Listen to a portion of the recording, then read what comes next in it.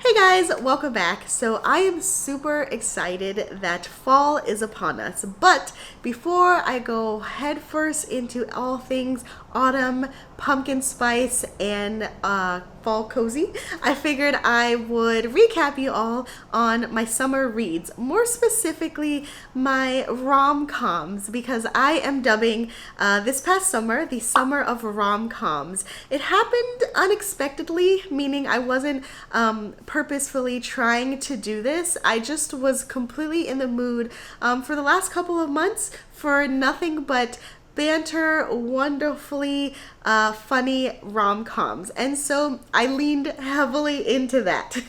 I've got a stack here off to the side that I wanted to share with you all because it was a mix, actually not really a mix. I was going to say it was a mix of like books on my TBR and then books I was influenced to buy, but I was actually 100% influenced to buy every single book that is in this stack, which rarely happens. I'm influenced a lot, as I'm sure we all are, but most of the time it's usually nicely balanced with things that I decide to pick up on my own. For some reason that was not the case, but I am not mad about it because there are a lot of 5-star reads here. I don't know if that's because the books were really just that good, or if again my mind was in that space of wanting a rom-com, and because of that I was really receptive to them. So with that said, let's just go ahead and start talking about the books, and as always, you let me know if you have read any of these, if so, what you think about them, and yeah, I'm excited. So here we go.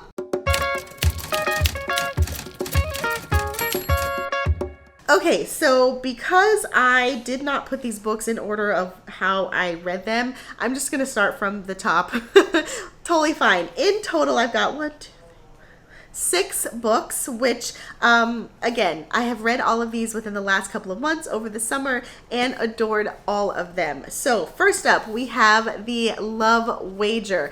I loved Mr. Wrong Number, which is also by Lynn Painter. It was my first Lynn Painter book, and the banter in that was just chef's kiss, top tier. So when I found out about The Love Wager, I knew I had to pick it up immediately because I wanted to see if she could deliver the same kind of banter as she did in her previous book, and let me just say, she absolutely delivered. I'm such a Lynn Painter fan, even after only 2 books, because the witty kind of back and forth that she does between her 2 characters is just, it's just so good. It's everything that you want. It reminds me of a Nora Ephron movie. She is the director of movies such as Sleepless in Seattle, You've Got Mail, which is my ultimate favorite movie. But anyway, so really quick synopsis. This one is about, let's see. As much as I love this book, you would think that I would remember what it's about, but alas, we all know that books we love, they tend to escape us. But really, it's about this woman who has a one-night stand with this guy, and she kind of sneaks out in the morning because she wants to totally forget about it, only to realize when she joins a dating app that she sees his face. And so the two of them basically decide to make a bet as to who will find their person first, and they end up going to the same places together with each of their respective dates, and then after the dates they will kind of like meet up and compare notes and stuff like that, and along the way obviously they discover or admit that they have feelings for one another. But it's so good and I love it so much. This is a perfect book that I would say to add to any kind of rom-com list, so highly recommend.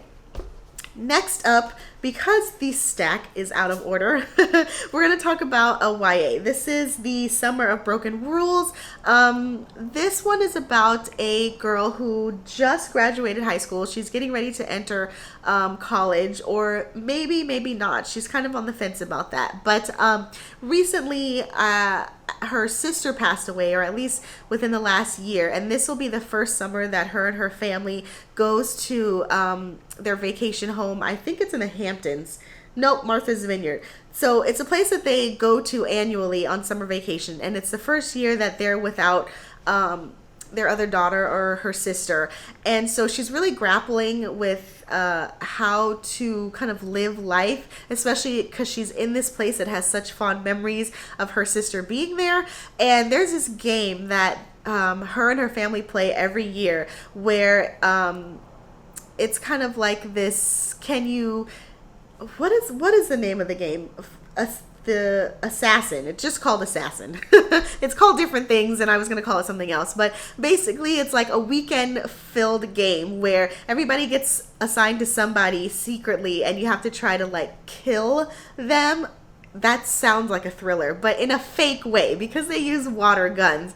And so while she is there is a guy who was there because it's such a large family. He's there as someone else's family member, so they're not related at all. But anyway, the two of them kind of team up together, and they also have really fun banter, because even though there is the idea of death, the talk of death in this book, it's still a fun read because we're finding this girl kind of coming out of her shell again, learning to live life without her sister, especially because of this guy who she has met during the summer, who has had such an unexpected impact on her. And so this is also a rom-com, I would say, just because of the banter between the two of them. I really enjoyed kind of seeing her deal with grief. It looks different for everybody. I thought it was done in a really good way, especially because the tone of the book wasn't somber. There were sad moments, yes, but it was also really fun. Like this whole game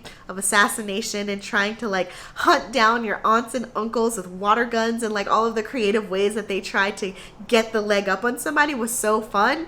I really enjoyed this one. So I would also highly recommend it if you like YA, even if you're not necessarily into YA, but really want a story that kind of deals with grief in a way that is promising, uplifting. There's, life lives on afterward. The message in this one is really impactful. Okay, so next up we have the Unhoneymooners. I think technically this kicked off my summer of romance because it was my first Christina Lauren book. I was definitely recommended by Bookstagram to pick this up because it's not new, but I had seen it floating around and I decided to pick it up, and oh my goodness, I want to say maybe this is my favorite of the stack. I don't know. It's hard to say. I love them all. But this one, obviously, it's a 5-star read for me. I adored the witty writing so much with Christina Lauren. So much so that when I was finished with this one, I went out and bought like 2 of her other books. But this one essentially is about it's about a woman who is the bridesmaid at her sister's wedding, and everybody except for her and the groomsmen get food poisoning. And so the sister insists that she goes to her honeymoon on her behalf just to kind of get away. She would hate for the trip to go unfulfilled, and so the sister hesitantly agrees to go. The big caveat again is that the groomsman also goes, and they hate each other, and it's definitely kind of an enemies to lover thing because the banter between the two of them is just so scathingly good. Like, I feel like in this one, the heroine was a little bit more jabby with the comebacks than the hero, and I was living for it. Of course, you get the wonderfully tropical setting because I think this one is in Hawaii. That's where the honeymoon is.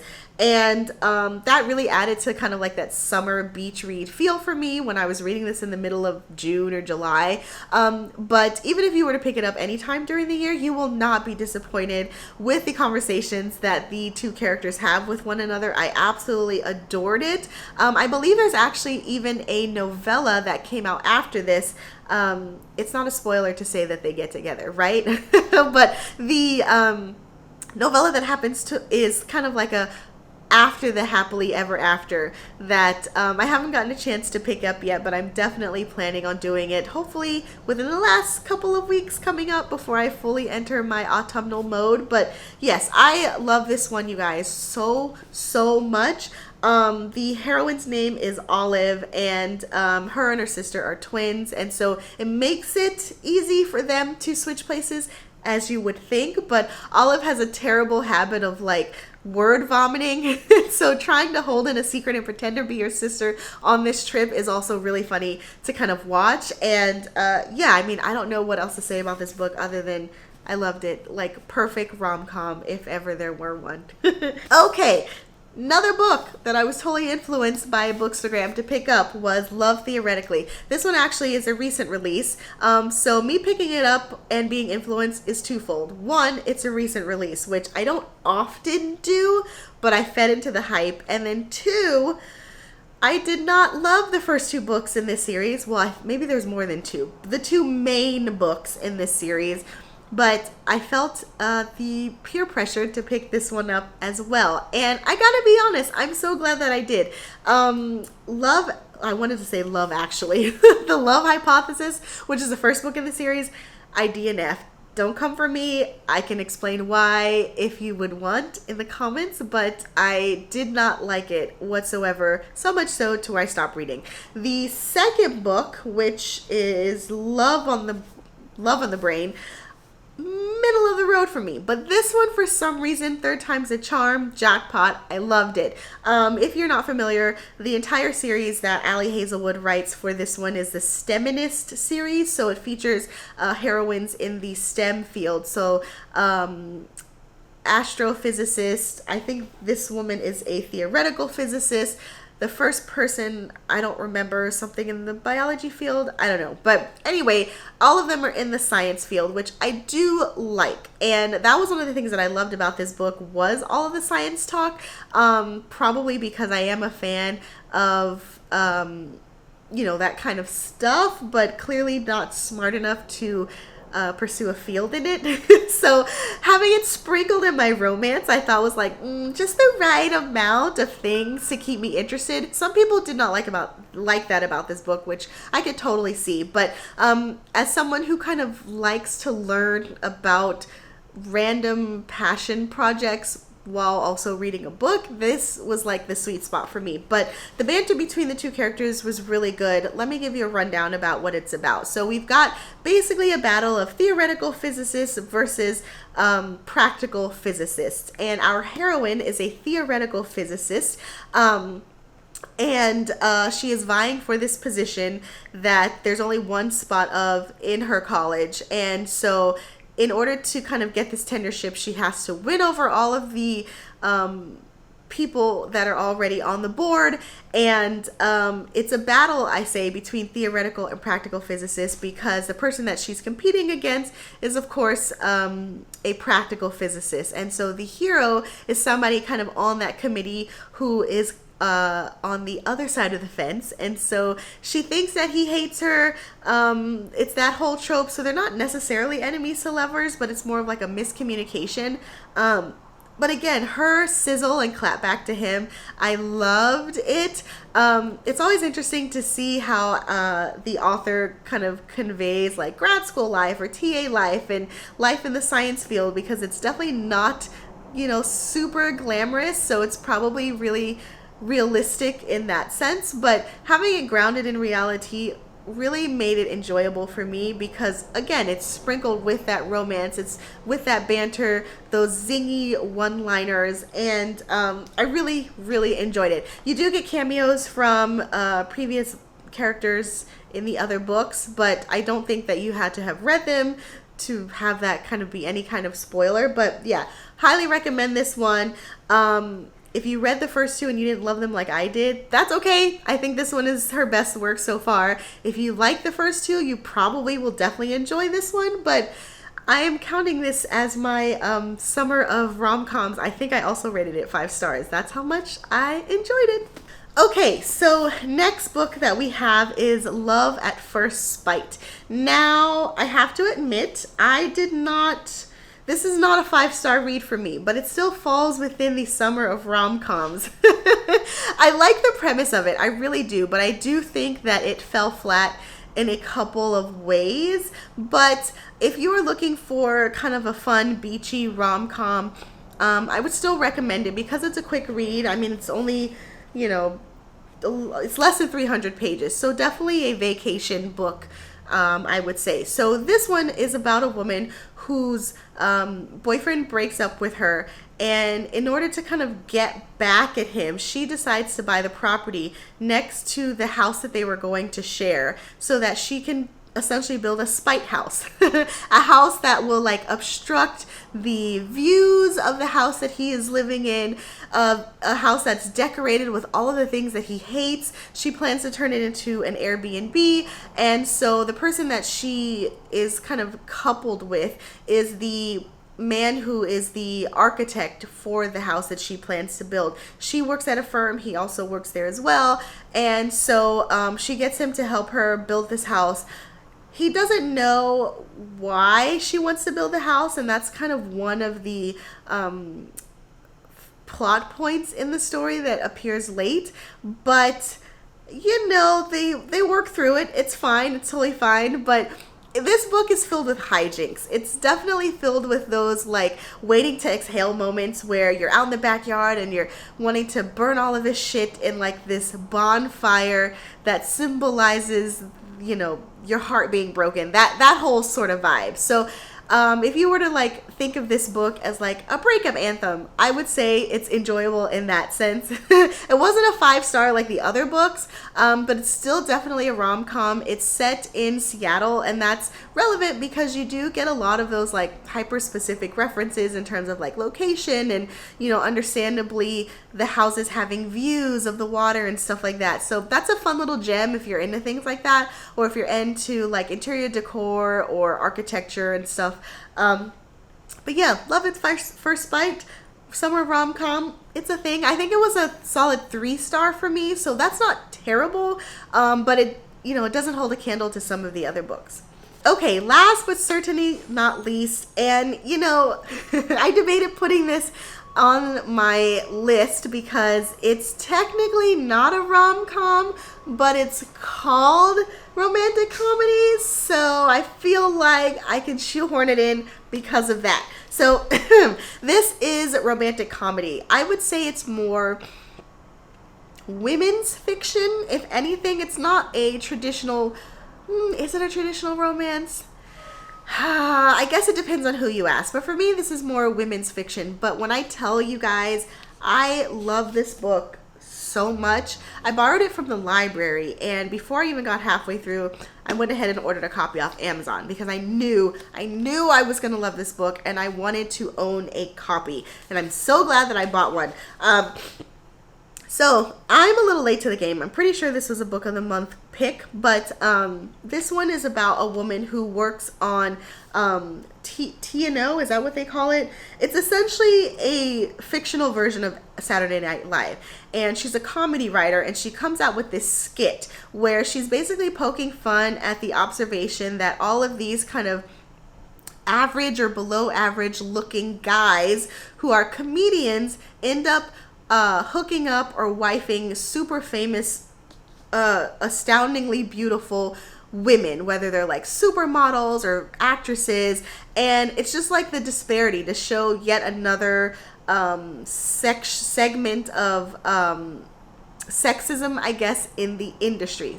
Anyway, so things kind of get flipped on their head for our main character, because while she does write this and makes an observation about this rule, she in turn in her own personal life is kind of forming a relationship with a super famous, super hot superstar musician. So she in turn is kind of like the average middle of the road comedian who is now caught the eye of someone who's superiorly hotter than she is. Anyway, there are definitely humorous moments in this book. I wouldn't necessarily call it a rom-com, but I thought it was so well written. And, you know, it's funny because I read Prep, which was Curtis Sittenfeld's debut book long time ago when it first came out, and I totally forgot that this was the author, but the writing is so smart, so engaging. You know, it's definitely a kind of book where you would want to highlight. I'm not one to typically annotate my books if I'm super caught up in the story, but I say that in the sense to where the writing was done so well that there are all these nuggets that you want to, you know, remember and capture. And I really, really enjoyed getting a glimpse into the main character's mind, because it was told, or it is told, from a first-person view of the woman rather than a dual POV, which maybe that's why I'm considering it women's fiction, because in my rom-coms or traditional romances, I do like dual POV, but women's fiction, you kind of settle into the woman's brain a little bit more, and I appreciated that in this sense, because you're seeing all of her insecurities, you're seeing her reasoning and her rationale for why she feels a certain way and why she acts a certain way, and like she's kind of how we all are, which is to say we say the opposite maybe of what we feel, or we wanted to say one thing but we're thinking another. That whole complicated thing about being a woman, right? And that's one of the reasons why I enjoy this book so much, because it was so real and raw, and I just really appreciated it, and I really was rooting for the main character. I was rooting for her and the man, and I won't give away the ending because since it's not a traditional romance, it could go either way. Well, there's a happily ever after, I will tell you that, but how they get there, you have to read it for yourself. I just love this book so much. It's one of my top reads, I would say, of the year. So if you haven't read it, highly recommend picking it up. Okay, there we go. That was considered my summer of rom-coms. I might eke out maybe another rom-com before we fully submerge into fall, but I'm pretty sure I've hit my limit. I want to end on a high note because romantic comedy was the last book that I read. So yeah, let me know if you have read any of these. Like I said, I wasn't intending to kind of have a summer of rom-coms, but it happened to be that way, and I absolutely enjoyed it 100%. That's not to say I'm not going to pick up another romance until next summer. Totally not the case, but like I am so ready now to embrace all of my cozy mysteries, literally cozy mysteries, thrillers, everything like that. I've already read, I think, like 2 or 3 cozies since finishing romantic comedies. So yes, we are entering our cozy season full force. So that said, I hope you guys enjoyed today's video. If you did, please like and subscribe, and keep an eye out, because since I am feeling all about cozies and fall and autumn, oh, there's my alarm. Guess time is up. But I say all that to say, if you guys are wanting to get some cozy content, keep an eye out on this channel, because I plan to be coming out with a lot of cozy content for you all to get recommendations about cozies, you know, fall cozies, Christmas cozies, anything that you guys want to see, let me know as well, because I have some ideas, but I'm also open to whatever you guys suggest. So in the meantime, hope you guys enjoyed this video. Happy reading, and I will talk to y'all later. Bye!